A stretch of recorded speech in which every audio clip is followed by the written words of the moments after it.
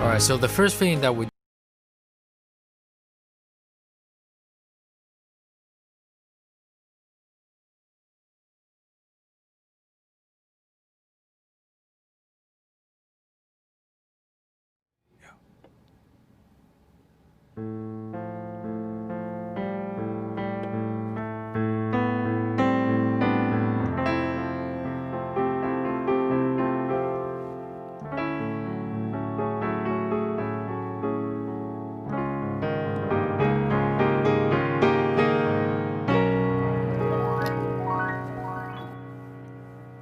Oh, that was a grand entrance. What's up? What's going on, everyone? Welcome to Playground Sessions, and thank you for everyone who's been hanging out in the chat waiting for us to start. Usually we get started at 6 p.m. Eastern Time, but we decided at the last minute to get started at 6:30 tonight because we have a special guest tonight who's got a pretty packed calendar, as you might imagine. For those who don't know, we have our very own CEO, Chris Vance, who's going to be calling in for a video chat, and I'm going to be porting him in to this stream. We're going to be talking about practicing, right? Practicing better has been our theme. And last week we had David Sides on to get a little insight into his practice regimen. Well, everyone has different practice goals. Everyone's at a different place in their progress. And so I think it's important to hear from several voices on some of the kinds of practice regimens you might find, and to go deep into some of the struggles that people face in trying to stay motivated with consistent practice.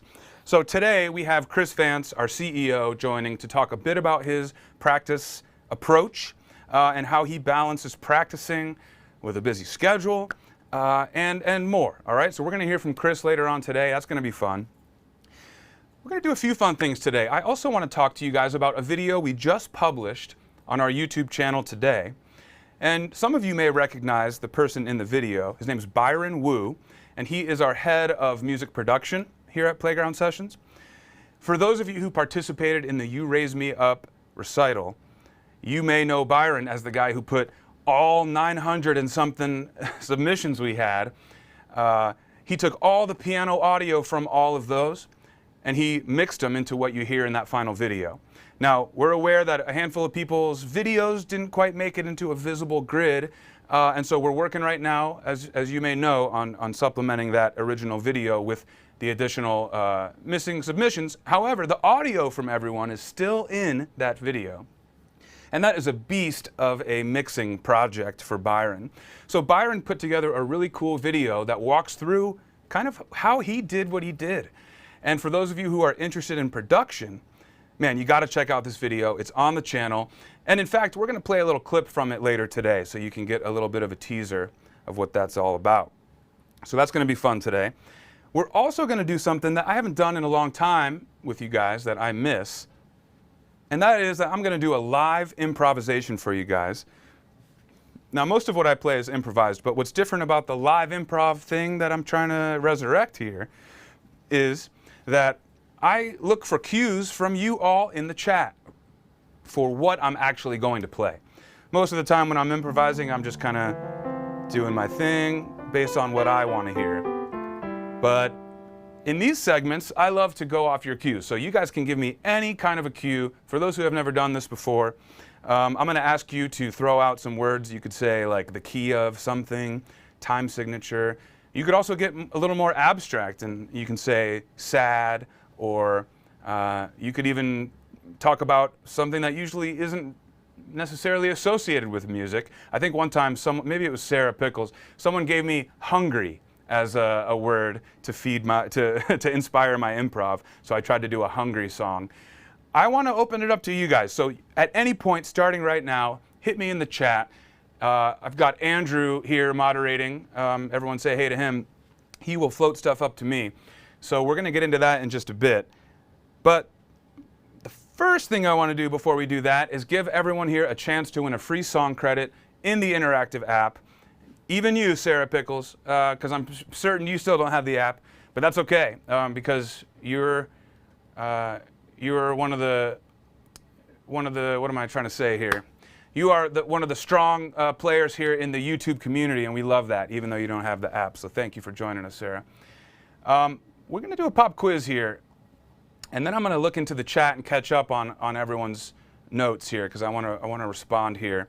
I see you guys have been active today, but let's get into a pop quiz. So let's see here. I'm gonna go ahead and toss out a bone here to anyone that was present for the piano trio live performance stream that we did a couple of weeks ago. I had my friend Matt on bass and my friend Holbrook on drums, and we did a little bit of a live performance, and then I talked about some approaches to the piano when you're playing with other musicians.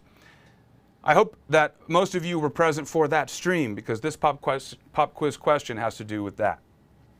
So when I'm playing something, let's pick a song here. Let's pick You Raise Me Up. Everyone should be familiar with that. When I'm playing a solo piano arrangement of You Raise Me Up, I'm going to have bass in there probably, right? And there's some rhythm too, right? So.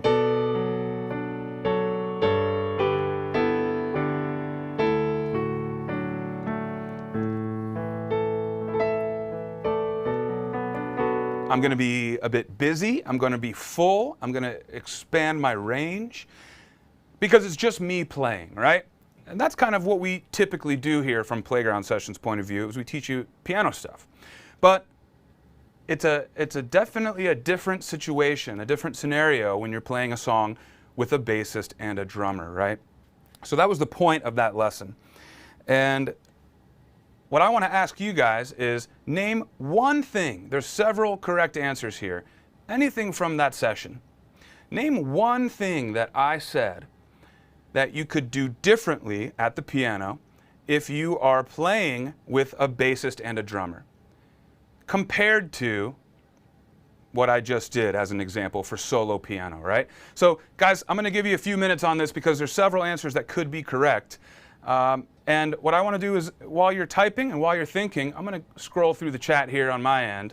And I want to say hey to you guys. Robert Atkins, what's up? Sorry, I'm seeing already some people were a little confused about the time change tonight. I apologize, everyone. But we are on, so we're past that. Thanks for joining and thanks for sticking around. Robert Atkins, you're asking about signing up to be a beta tester.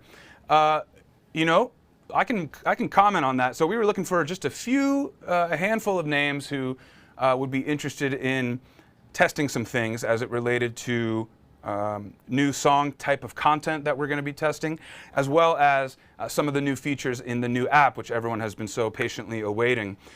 So there's going to be ample opportunity to test many different aspects.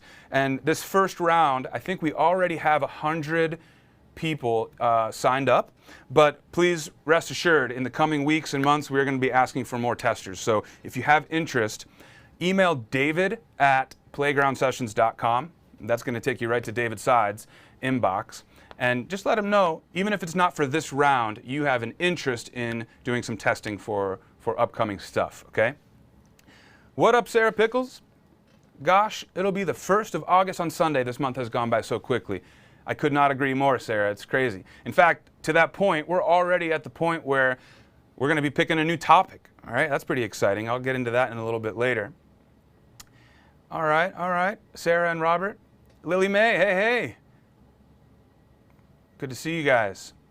Hey, Fernando. How are you doing? Thanks for joining. All right. Elta John, nice to see you. It's 11 p.m. in the UK. Sarah, I keep forgetting you're in the UK. All right. Iman Boyle. Iman won last week, I think. Won a free song credit. Good to see everyone. All right, well, thanks everyone for writing in. I want to check back in now and see, ask Andrew, our moderator, if we have any answers. We do. Robert Atkins says you don't play in the same range as the bass. Robert Atkins says you don't play in the same range as the bass. Ding, ding, ding. That's one of them. So, Robert, great call. And for those who aren't quite sure what we're talking about, let me break it down here. I'll use You Raise Me Up again, right?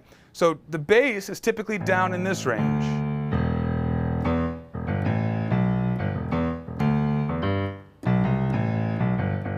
Okay.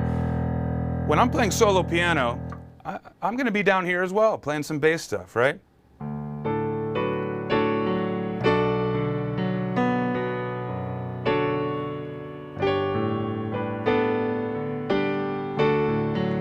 I'm down here. But if I'm not playing by myself, if I have a bassist, you're absolutely right, Robert. You are not going to play as low in the range. So instead, I might do something like this. Ready?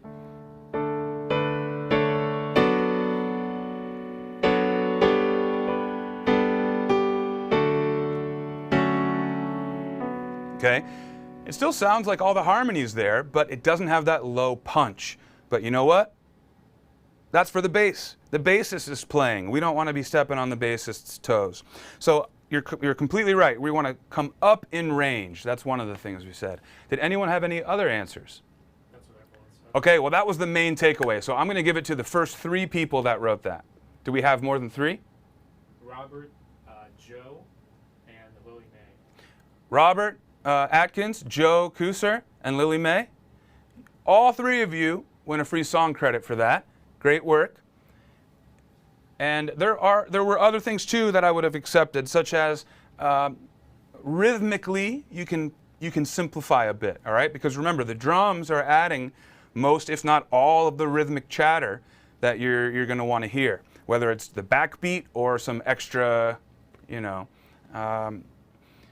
whatever it is. Just the rhythm is not all on you anymore, right? You've got a drummer too. So I'm going to now play You Raise Me Up as though I'm playing with bass and drums.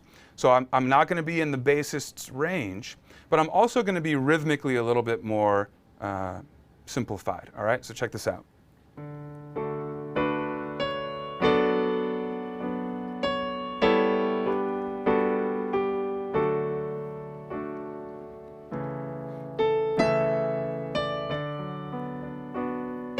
And you could add some rhythm like that, but you want to be tasteful, right?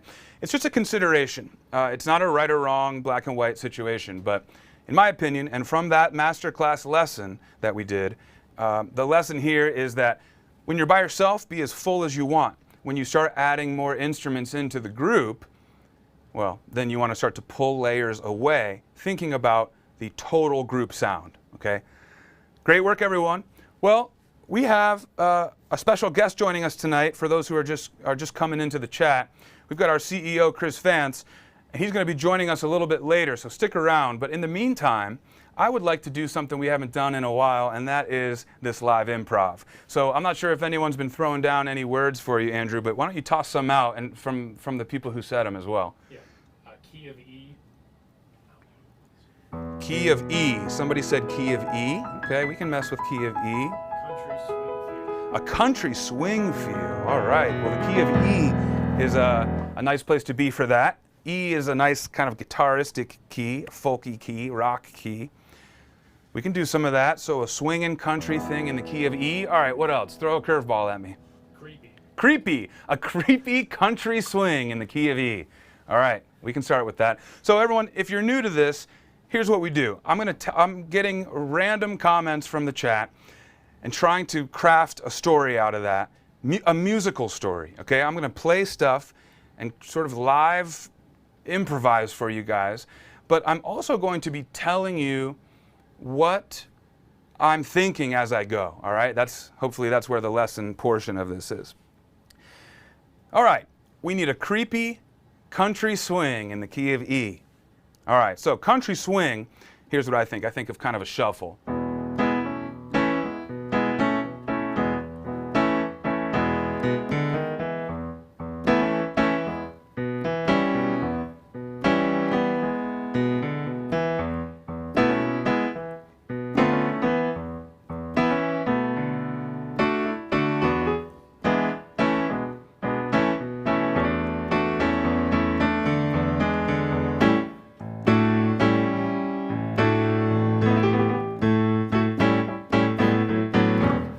So there's kind of the shuffle country thing, right? So I'm going to mess with that. But how do we get creepy in there? Well, creepy to me suggests a harmony that is intentionally wrong, all right? And if I'm improvising, I'm going to probably try and superimpose a harmony that doesn't really work on top of that shuffle groove. That might get a creepy effect, all right? So I'm going to simplify here a bit.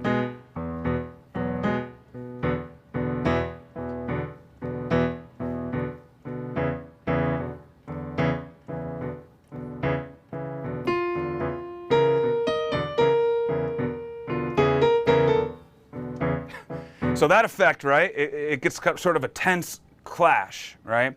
And that to me is creepy. But you know, creepy also suggests slow, kind of something like this.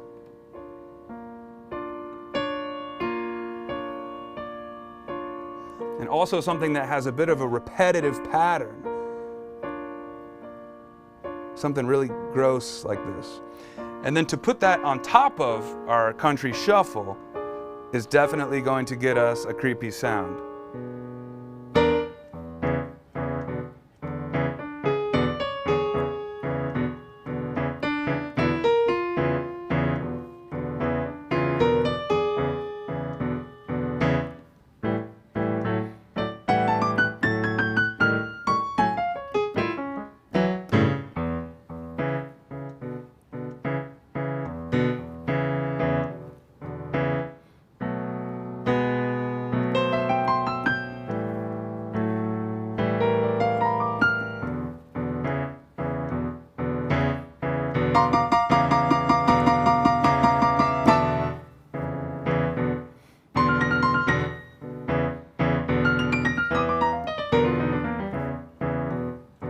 So I'm keeping stable here in the left-hand rhythm and left-hand harmony.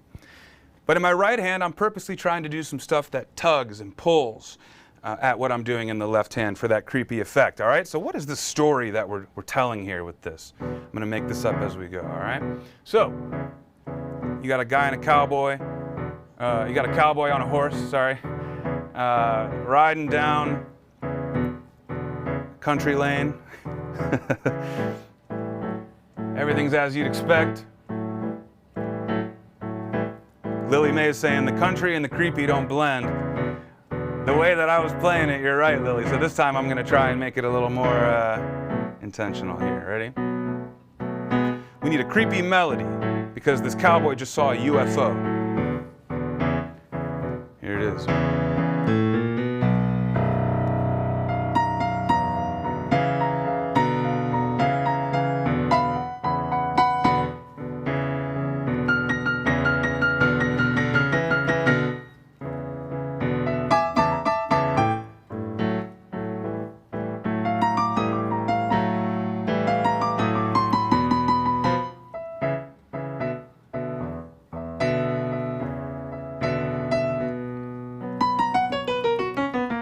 Oh, he's getting abducted.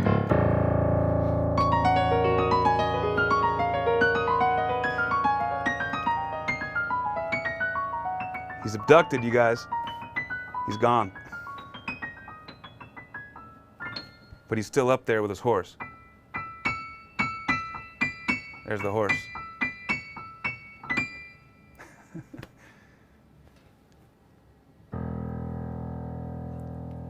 All right, well, that was something, you guys. We never know what we're going to be doing here on our end when we jump into a live improv. That was a specifically difficult challenge. That's funny. I'm going to go through and see what some of you guys were saying. Phil's turned into Randy Newman. What's up, Charles? That's funny. Yeah, that kind of did have a Randy Newman vibe, right? This kind of thing. In fact, he's really good at that kind of country swing shuffle vibe, too. Good call. SpongeBob, was that from a different thing? All right. Sounds like the Addams Family. Yeah, so you guys got the idea. You guys are cute. You guys are pulling up all sorts of references to like scary stuff. That's exactly the intention I had by giving you that dissonant kind of dual polytonality stuff. Because in the blues, it's pretty obvious where the harmony, where the tonality is, right? In E blues. And so that feels very safe, right? When we have a harmony that is obvious where the tonality is, it feels safe. Creepy, you don't feel safe usually when you feel creeped out. So I wanted to provide the listener, aka you guys, and Andrew and Aiden, with a bit of an unsettling feeling, all right? And so you guys were talking about Addams Family, the Munsters, that's right. Oh, the Munsters theme is bluesy? You know, Robert, I don't think I know it off the top of my head. That'd be kind of cool, though. But Lily Mae, you know, country swing and creepy, you're right. That's really tough. Joe says improv drunk. No, Joe, that's not going down now, but, you know, that song itself kind of sounded like I wasn't fully. I'm trying to think of the safe way to say this here. No, I was not drunk. Let's leave it at that. Hey, Robert Atkins, love the dissonance. Yeah, man. Sarah Pickle saying lullaby. So once we get up here, it has that effect of a lullaby, right? You know what else it has the effect of? Is something going away, right? So when I imagined my UFO abducting my cowboy, also a sentence I never expected I would be saying ever, let alone tonight in this piano lesson.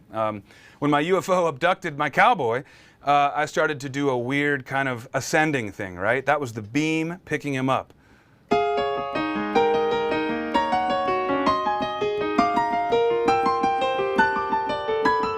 I'm also doing an odd meter grouping because it's kind of a foreign thing, right?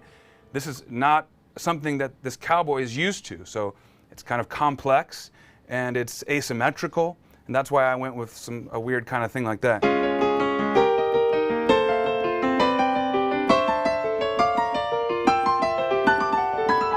And then when I got up here, it doesn't really matter what notes I'm playing at all, because it's more of a gesture, it's more of an effect. And then when I reminisced about the cowboy, that was sort of a callback to the earlier theme, but it was also literally trying to describe the UFO with the cowboy and the horse in it flying away. So to your point, yeah, it feels like a lullaby up here, but it also can often feel like something is trailing off. So I'll just take a very quick, easy theme. And if I want to make it sound like that's fading away into the distance, I'm going to bring it up an octave each time, a little quieter, a little slower. Ready?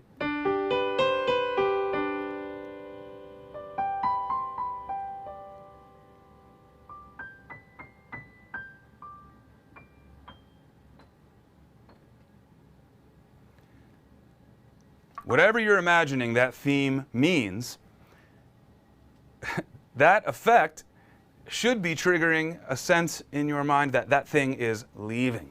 Okay, that's one way to do that. How are we doing in this chat here? Elta says his horse can't outrun the UFO. You're absolutely right. That's one reason why, you know, he's still up here galloping, right? But now he's up in the sky with the UFO.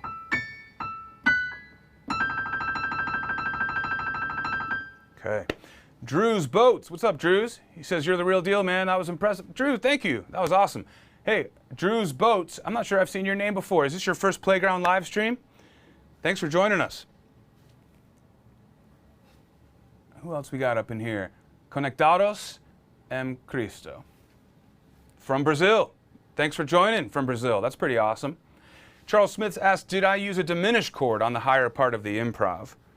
I don't believe I did. Part of the nature of being improv is I don't even remember what I did. But generally, this thing here,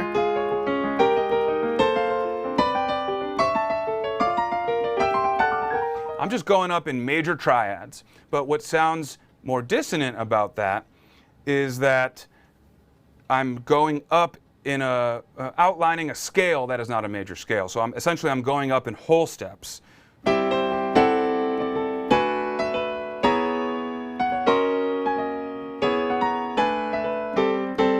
That's a kind of a cool jazz voicing, actually, like a Lydian, like a slash chord. What do you call that? A category 2 or 3? 2, I guess. Doesn't matter. But yeah, so that's just a major triad. But the way that I'm grouping them into that progression kind of erases any sense of tonality from the major triad, right? If you just play C major, that feels like we're in the key of C. But if you start going like I was doing, moving up in whole steps, then it's like, what key are we in? We don't really know, right? And that's okay. But let's see here. Yeah, so diminished chord, then what I did afterwards was I went back to that kind of country swing thing. So no diminished chords there. Diminished is kind of has that suspense, silent movie feel. And that is its own really cool sound. but I don't think specifically use that in the thing. You know, I like to do that a lot when you're kind of imitating like a silent movie.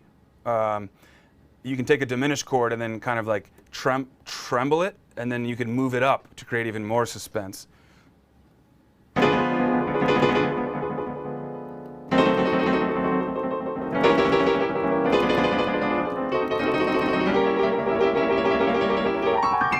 Right? So diminished can have that effect. That's pretty cool. Okay, you guys, well, thank you for the cues there on the live improv. That was super fun. I hope you enjoyed it as well. We've got some fun stuff planned for you guys, and we're about to shift gears into the next thing. So I mentioned this video that we posted earlier today. So for those of you who did the You Raise Me Up recital, I think you're going to be really excited to see what we're about to play for you. I'm going to play an excerpt from the video that we published today that shows how our head of music production, Byron Wu, put everyone's submissions from every piano recital submission into a mix. All right, so this is going to introduce Byron, and it's going to be something that you can watch the rest of on the YouTube channel if you like. But we're going to toss to that now. Here's a few minutes of Byron Wu describing how he put together the mix for the You Raise Me Up recital video. On the other end, I'll see you guys for our interview with our CEO, Chris Vance. All right, so the first thing that we do is we have to gather all the submissions and organize them together. And we got all the submissions from the website. They will have a unique ID, and then we organize them into different sections, as you can see here. And then we also have submissions from the social media. Some people put on a hashtag on Instagram, and then we found all of them and then put them into the folders as well. And then we organize them into spreadsheets between each section. This way, we could clearly see how many submissions we get. Okay, so as you can see, the chorus has a total of 472 clips. Now why? Because we have the intermediate players and the rookie players at the same time, and some of the intermediate players also play the intro, verse, and chorus all together, and those are all be considered here. And then we pour all the clips into Logic. I slowly cut trim of the beginning and the end of each clip, and then I slowly align them together. This is the very meticulous process between each section, each level. So if you look at this project right now, this is the entire project. It doesn't seem like there are too many tracks here, but if you look at it closely, there's 942 tracks together over here. So if I just expand this, boom, here we go. As you can see, here are all the kits intro, here are all the intermediate intro, and then you got the rookie chorus, intermediate chorus, intermediate verse, all the intermediate sections together, a lot of tracks.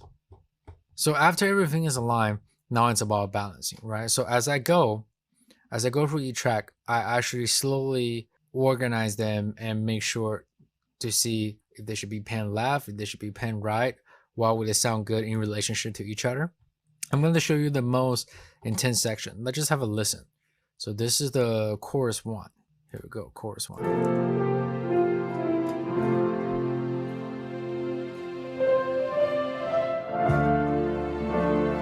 All these tracks are playing, with the exception of a few little ones.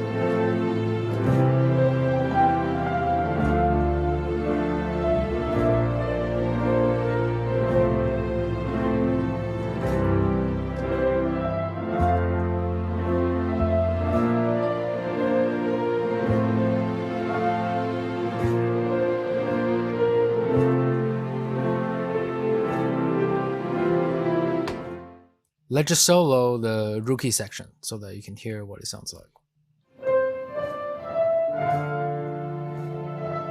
So these are all the rookie players. Some of these are muted because they're either submitted wrong or there's some errors in there. And I try to keep them all around. I try to keep all the performances natural. But if there's certain little nuances that's not as good, I will rebalance them with the volumes, right? But as you can see, it's not perfectly aligned. We want to keep the performance natural and stay true to the actual performances. And this is what all the intermediate play sounds like.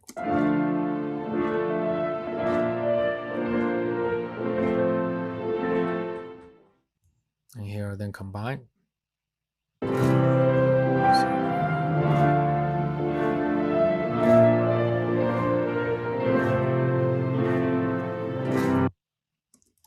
Now, how I make these decisions, it really depends. When you go through individual tracks, they sound very different. If you solo this track right here, there's a little bit of hisses up there. So I eliminate all that, because when you have that many pianos, 400 pianos playing all together, a lot of the extra stuff will add up, right? This sounds pretty quiet with just one piano. Let's add 10 pianos on top. Now all of them together. So you can hear the difference when they're all together. Let's put back the backing track.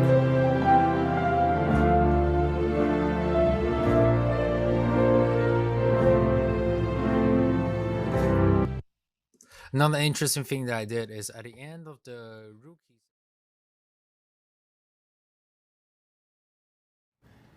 All right, so if you guys want to check out the rest of that video and hear more from Byron, he's got a lot more to say on the subject, you guys. That was a big project for him, and I hope you're excited to see all of those tracks of all those piano players that submitted for the You Raise Me Up video. Super cool. That whole video is live on the channel right now, so I encourage everyone to check it out when you get a chance. Also, I'm going to try and get Byron on to do one of these live interviews, maybe next week, maybe the week after. So for you production heads out there, write down a question or two in the chat you might have for Byron, and if we bring him on, we can have him do some Q&A as well. Well, everyone, I think it's about that time. Let's give a nice warm welcome to the Playground Sessions founder and CEO and friend of mine, Chris Vance. Chris, do we have you? You have me. Can you hear me? Yeah, I got you. How we doing? Chris, say hey, 1, 2, and maybe play a little on the piano, just one note or something. Yeah, hey, 1, 2, 1, 2. All right, I think we got you. You might be able to little turn. G sides for you. Oh, that's a David arrangement. Yeah, man, Chris and I are always like, we always come back to these David arrangements, man. They're timeless. So I think the audio is good. Maybe we could use a little more keyboard audio from you, Chris. How's that? That feels better. Okay. All right, so Chris, I asked people in the chat here, our viewers, to put any questions that they might have for you in the chat. I set it up in a way earlier where I said we were going to talk about your practice routines, your practice experience. This isn't, a right or wrong thing. I'm trying to bring in different voices to the community who have different practice goals, different practice preferences. We heard from David Sides last week, and I think everyone's excited to hear about you. So I guess I'll have you introduce yourself, Chris, and then when you're ready, I can read some of the questions that we have from our students and viewers. Yeah, well, first of all, thanks, Phil, for having me on your show. I tune in every week. I think you're doing a great job. I liked last week with David. It's always fun to see David. I hope we can get him playing more. I told you, that's why I got my keyboard out. Next time. I'm not Phil or David on the keys, but I'm certainly learning and having fun. So yeah, man, I'm just here to answer any questions and share my experience. I always say, selfishly, build Playground Sessions to solve my own problem. I'm like all of the users out there that love this instrument and want to learn and want to express themselves. And prior to Playground Sessions, I had tried a lot of different things and nothing really worked for me. So I fortunately have learned with Playground, over the years and still having a lot of fun. Yeah, that's right. That's one of the cool things about Chris's story is if you sit around and you hear him play, like we're sitting at his house, well, pre-COVID, I guess, we'd be hanging, playing, and you'd be playing on your piano. And Chris has become an advanced player, and it's so cool that he's purposely never gone out and tried, to learn from outside sources. So he actually is like a great testimonial as a Playground student because he's only learned in Playground. It's been cool to watch. Yeah, totally. All right, well, we got some questions, Chris, and as you might imagine, they're across the gamut, right? So we have some about practicing, we have some other stuff about some of the company stuff, things like that, right? So we're going to try to keep it focused on the practice stuff, but we'll see what we got. So here's one from Stephen McCann. He says, he's an intermediate player. What should he be focusing on? I know that's kind of an open-ended question. He says, should I be focusing on scales and chords? So this, I know you're not, a piano teacher, Chris, but what I want to get from you is you were working on intermediate stuff and then kind of transitioned up, right? So what was your experience in the intermediate world, and maybe what are some tips now that you've got a better grasp on chords and things like that? What might you say from your own experience learning and going through that to Stephen McCann? Yeah, so I think it's a great question. I think what's most important is you're not thinking so much about kind of what level you're at, right? And you're kind of much more in tune with what you're able to play, right? I remember Phil actually told me once that sometimes he gets these ideas, what he wants to be able to do, right? And oh man, I wish I would have studied that more. I wish I would have done handed more, because I have all of these ideas. And for me, I try to just stay focused on what am I able to do, right? At the current time, how does it sound? And what is kind of the next note? So as an intermediate player with Playground Sessions, you're kind of getting more and more used to playing with chords, right? And the melodies will kind of pick up with different rhythms and stuff. But I just think like it's not like from one song to the next. It's not so much like from 1 week to the next, but the more songs you play, the more you play one chord to the next chord. It is true that sometimes you're just doing this stuff like Phil and David does. It just kind of becomes part of your of what you do and who you are. And I guess that's called muscle memory.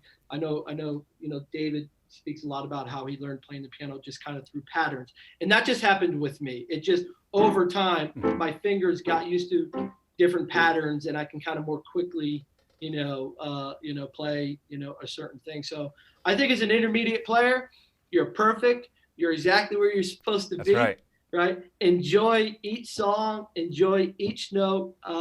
And, if you keep that level of excitement, and you'll just kind of keep playing, and you'll just automatically just continue to progress. It will naturally happen.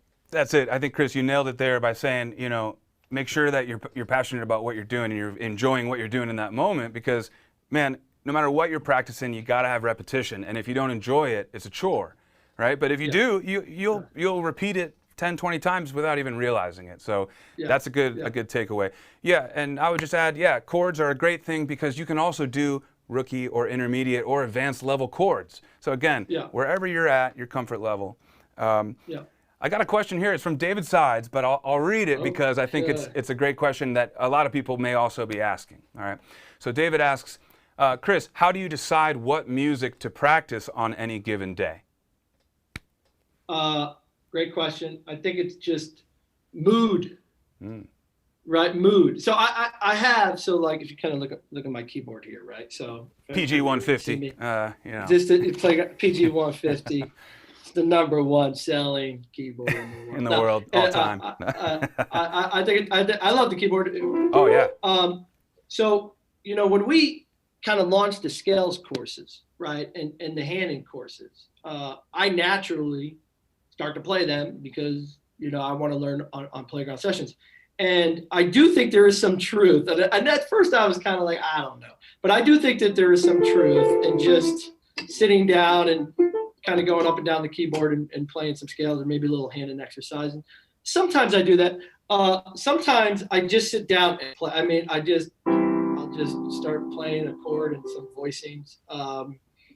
Sometimes I'll sit there and, I'll pull up Playground, and, there's a particular song that I'm either kind of in the middle of learning, or a song that I learned like a few weeks. I do that often. So I'm trying to think of this was a song that I learned. I actually haven't played it in a minute. So I do. This is what I do actually. Yeah. This is practice too. Practicing retaining your songs. That's worth practicing. I'm not afraid of making mistakes. That's part of it. I just like to play, and I'll just. I'm trying to remember. So you'll remember this one. I think Andrew arranged it for us. This is the Justin Coughlin. Oh, Andrew's arrangement. That's right. Yeah, I'm trying to remember how this one goes. The Justin Coughlin tune.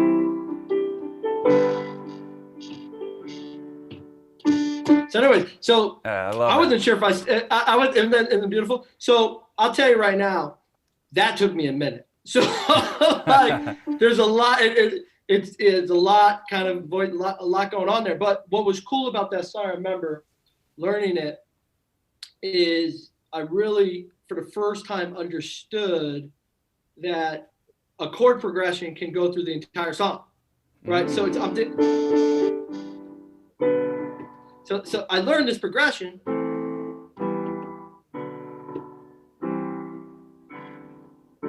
So then what I was doing for a while is I just start to make my own stuff, and I may start just getting comfortable, Yeah. but then I may just start to mess with it. So.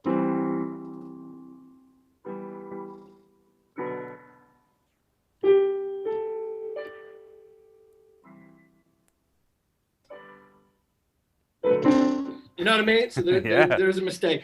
But, so I definitely practice a lot of songs, and I will invest, like after I get the song down and the melody down, I'll start to think about it and analyze the song and start to, play it in, different octaves, or, maybe I'll just work on what I was just doing in my left hand now in my right hand. I just made that one up, but that's taking me a second. That's actually kind of challenging. That was nice, though. What is the chord? How do I play it? So you just experiment. Yeah. It's kind of my big advice. I could chime in there too, Chris, because we've been talking a lot the last few weeks here in this group on how to practice better, and a theme we keep coming back to is like you have to set your practice goals. It doesn't really matter it matters what they are, but there's not a one right practice goal and the rest are wrong. It depends on where you're at and what you want to be doing at the piano. So somebody might have the goal of being able to be like one of our team members from the original Playground team, David. We all know him as someone that can, you put a piece of advanced music in front of him, you've never seen it before, and he can just play it perfectly and sight read it. Yeah. If your goal is to improve your sight reading and get to that level, then what Chris just showed you at what he practices, that I would say that's not good practice for that goal, right? Yeah. You got to be practicing sight reading. But if your goal is to be able to sit down and just sort of play your mood and improvise a little and take a shell of a song and make it your own, that's stuff I love too. I'll put that over reading for my own goals. And then that is the exact thing you should be practicing. So it always comes down to how much time do you have and all that, but what's your goal at the piano? Structure your practice around that, So I got good at playing the piano from learning how to read the music, so fingering, right, that we talk about in all of our lessons and stuff, certainly are great tools. But for me, I definitely wanted, and I see a lot of our users hunger for the same thing, right? You want to be able to kind of look at a piece of music and start to play it. And there's different methodologies and ways to go about these things. But I think Playground's kind of core is we've just accepted that standard music notation has its place in the world. Okay. We use the scroll bar to make count. So I think counting music is probably the most challenging part of learning to play an instrument. And it's just a lot going on. So the scroll bar allows you visually, right, to understand when you're supposed to play these notes. Sure, you got to know how long to hold them, but because the way we serve up the music with the accompaniments and the music and love, the rhythms come a little bit easier than the kind of timing of when you first attack them. So that's a key. But I definitely focused a lot on just understanding, looking at a note and saying that's a C, that's an E, that's a G. Now, of course, you have to be able to look at a piano. If you're trying to learn how to read music and you can't hit any C, D, E, F sharp, G, A flat, whatever they are, in any octave in the keyboard and know immediately what that is, I'd practice on that. I would just start there. That's right. Okay. That's a good point. Just start. This has to be a C sharp or D flat. Has to be. Okay. This has to be, an F sharp or a G flat. It has to be. E flat. Yeah. You know what I mean? You have to be able to know that. Okay. And then you have to be able to look at a staff and say, okay, that's a C, that's a G.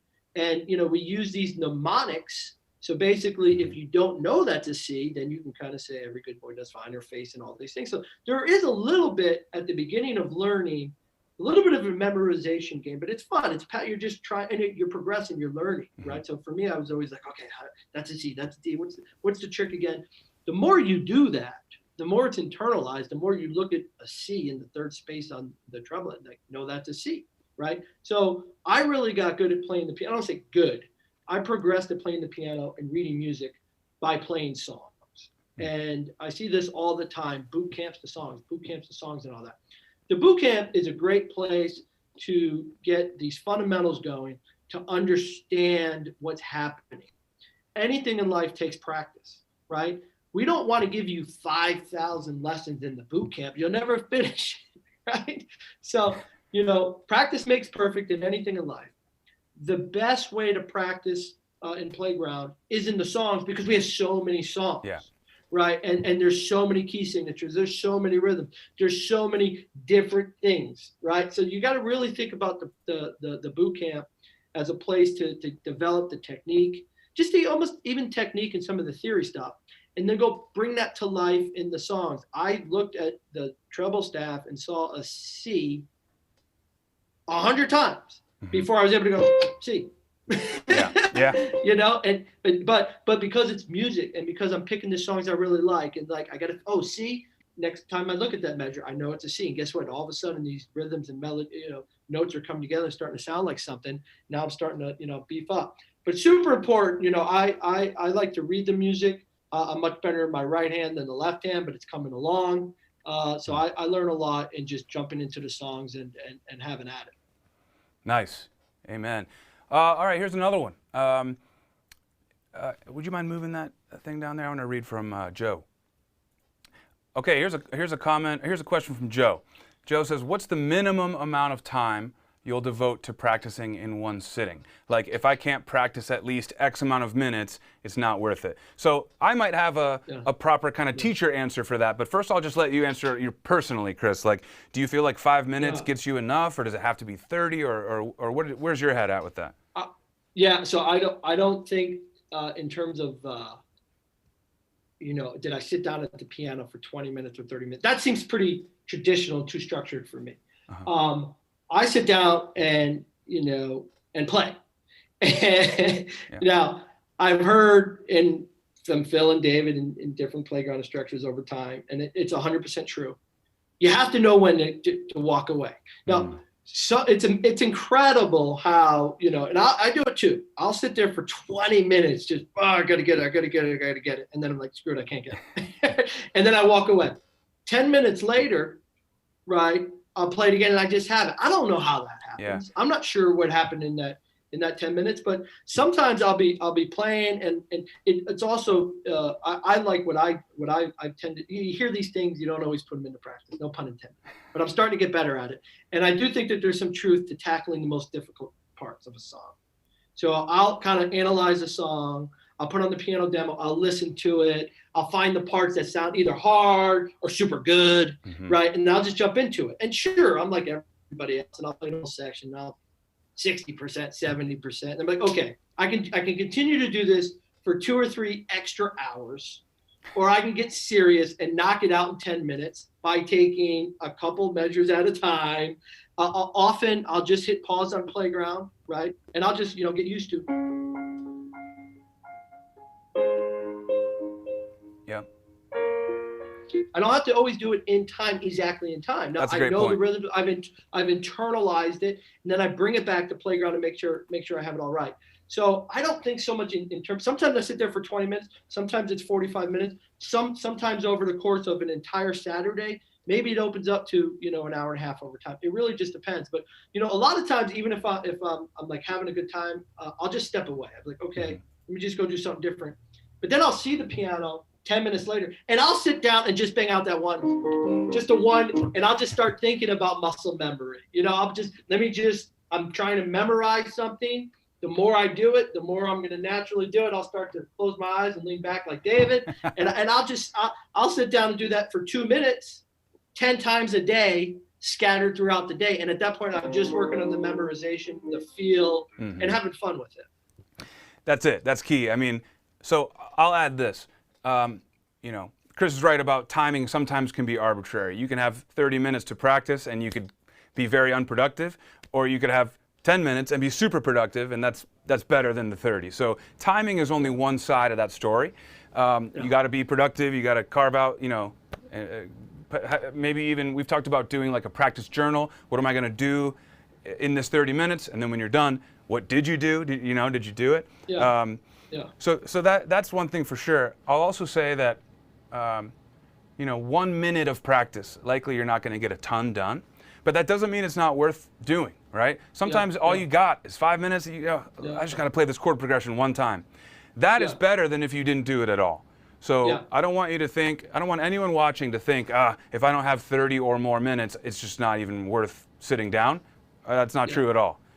Sitting down, playing one chord progression and walking away, it's still something. So yeah, I mean, totally. I mean, you're 5 minutes a day on a piano. If you're working on, let's say you're, what are these called? Like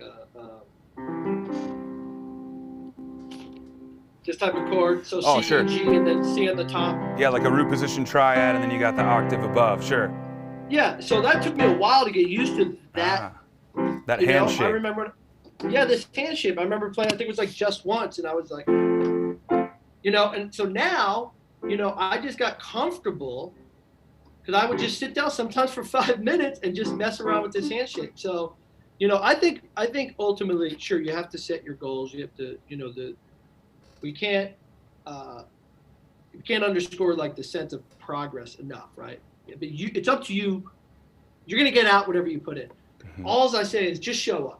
If you show up, whether or not you're playing C major, and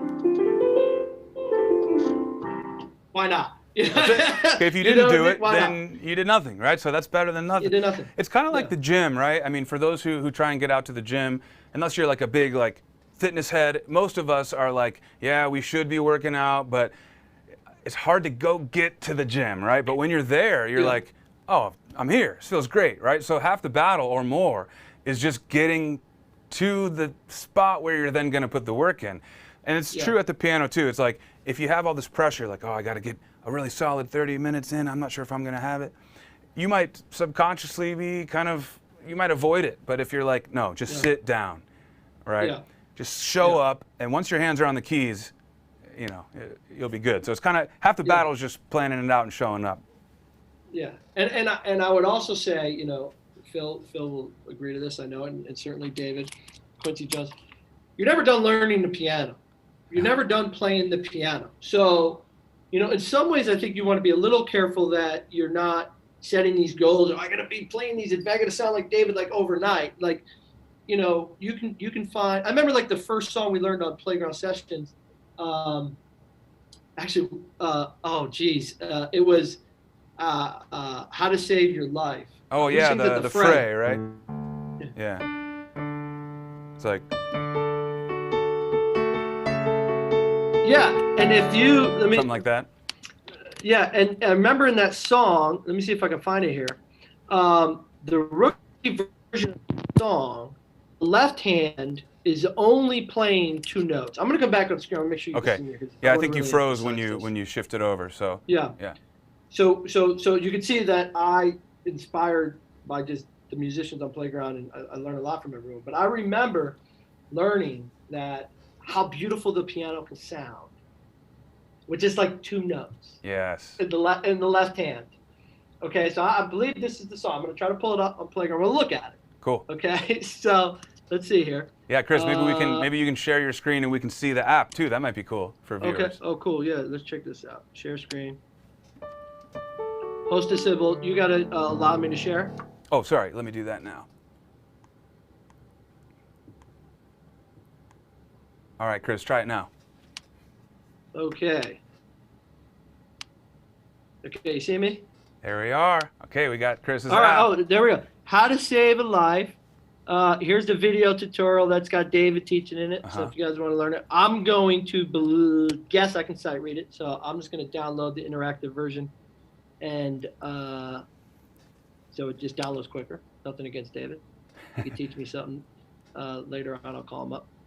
Man, okay. David, if you're watching, a couple years ago, did you ever think Chris Vance would be sight reading something live for for users, Here we go. for our viewers? Okay, That's pretty awesome.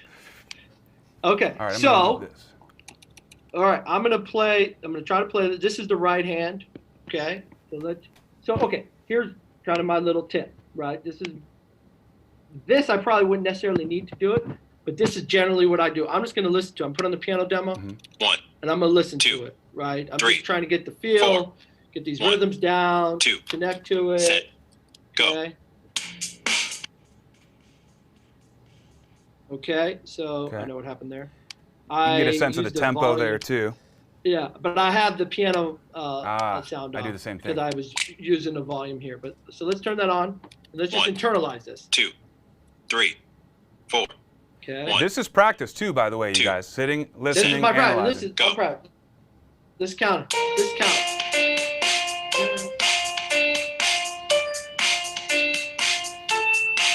Okay. So when I got a B flat. Okay. And another thing, I would just loop it, right? I'd slow it down. This is kind of my general. I'm going to listen to it, piano demo. I'm going to turn the piano demo off. I'm going to loop it. I'm going to slow it down. Okay, that's what I'm up to. Okay. 1. Now I'm looking at these notes. I know I got a B flat. Yeah. I got an F. You can see it on the on-screen keyboard as well as it goes. Unless that's you playing that, Chris. Oh, it's you. Okay, so a couple notes wrong. Now it just loops again. Go.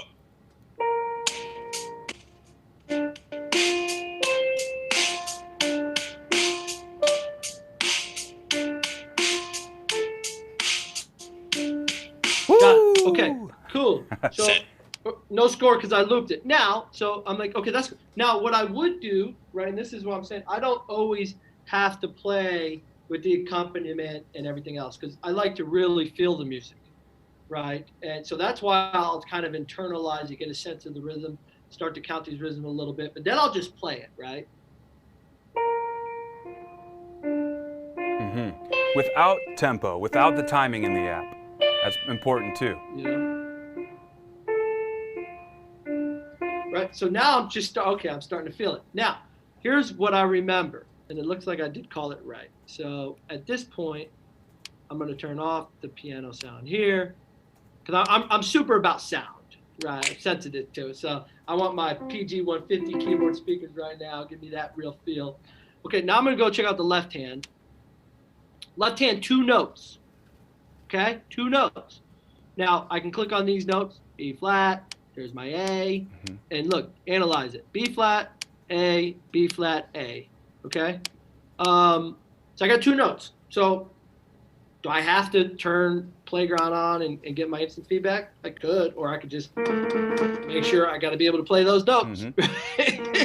You know, there's my finger in 1, 2. So now it doesn't seem like much. Okay, 2 notes. Now, if I put this stuff together, right? Pressure's on.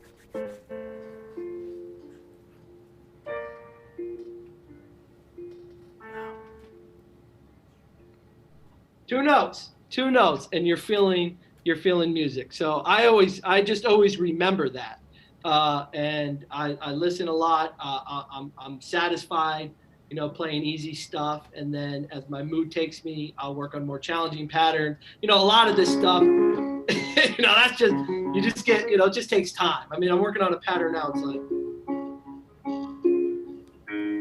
Nice. you know, it gets fun. I mean, as you start to get more comfortable with it, and, you know, but it's not, for me, it's never been one song, one pattern, I have it the rest of my life, right? It's like, I go back to it. That's what I started out. What was I recently playing? I don't remember it perfectly, but I can remember some of it, and I'm still getting my fingers going. And then, especially with Playground, the way we arrange songs, you start to see similarities. So, especially if you're looking at a David arrangement, you know, he kind of has his thing going. Phil has his thing going. Everyone has a certain thing, and I think in Playground we do a good job giving you opportunity to try different stuff. But I'm super happy to play, you know, 1 or 2 notes and to really focus on sound and expressing myself. Nice. Chris, let's get your face back on because we got one more question here, and maybe then we should call it. We're rounding up on our hour now. This one isn't about practicing necessarily, but I thought it could be a good note for us to end on if you wanted to kind of preview. The question's from Robert Atkins. Robert says, what are some of the major changes that we can look forward to?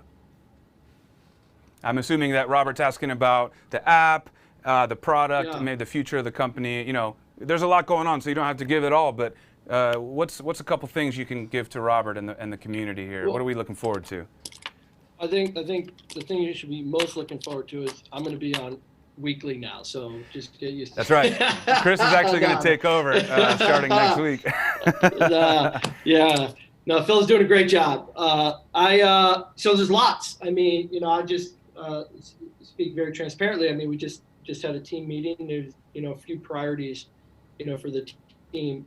First thing that we just kind of kicked off is the whole new brand refresh. So when we initially, you know, you're going back 7 in the world of technology and devices and e-commerce and content production. So we definitely need a new kind of look and feel and identity to the brand that will come across in kind of an updated product design. So that's one thing. You'll see that probably rolled out in the next 3-4 months. But prior to that, in order, especially if you're going to feel that design in the app, we need to, instead of pushing that new visual identity into the existing technology platform, we are rolling out Playground Sessions 3.0, which is a new technology platform. I know it's been a long time. Yeah, exactly, right?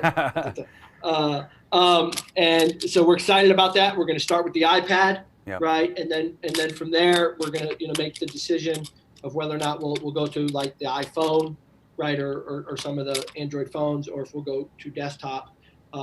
But, you know, in the back half of the year, we'll be rolling out 3.0.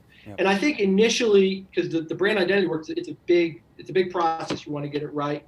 So that I think what you'll see is the iPad 3.0 will likely roll out first with more of an existing look and feel, and then we'll put the new brand on top of that. So I think those are two very exciting things, with the most exciting part being new technology platform, which will allow us to get back to, you know, bug fixing, new features. Maybe we can bring Phil live right into the app. Oh, I'd love that. Maybe that'd be fun. Wouldn't that be cool? Yeah. Maybe we can bring our community right directly into the app. So we got to kind of launch the base of 3.0, get that infrastructure. We have lots of users now all over the world. It's not a small project to migrate people, but we'll do that first, and then from there we'll just get back to, you know, innovation and doing a lot of cool stuff. And then other than that, you know, and I think, you know, we're just going to continue to work hard and show up every day for our users. And thank you for, you know, welcoming us into your living rooms and teaching you to play the piano. I'm still learning, and I know Phil's still learning, and we're just having a good time. That's right. Well, I hope you guys are as excited as we are for the upcoming tech evolution. I know you guys have been asking, and you've been patient. So it's going to be a great year, and we're going to continue to do more stuff in the community as well around songs. More just doubling down on song videos. We know you guys are enjoying learning with those. So. Oh, that's another big one. If anyone's still left, yeah. I'm sorry. Yeah. That's another, gosh. So we are going to, I mean, I think you're seeing it more recently in some of the challenges. You Raised Me Up, what we did with the entertainer. Mm-hmm. You know, Phil does a great job on our YouTube channel, but we're actually going to begin putting in video lessons, songs and more stuff into the boot camp and tour courses, but especially in songs, where Phil and David and Harry and different teachers will be there to kind of walk you through. It's a challenge because you'll be hearing from us. We're trying to work out. It's a big production to teach every section of every song the way we want to do it with our best foot forward. So we're just still working through the process of that. But I think you know, over the next month or two, you'll start to see us get into a cadence of releasing new video lessons in the app too, which is exciting. That's right. Maybe I'll teach.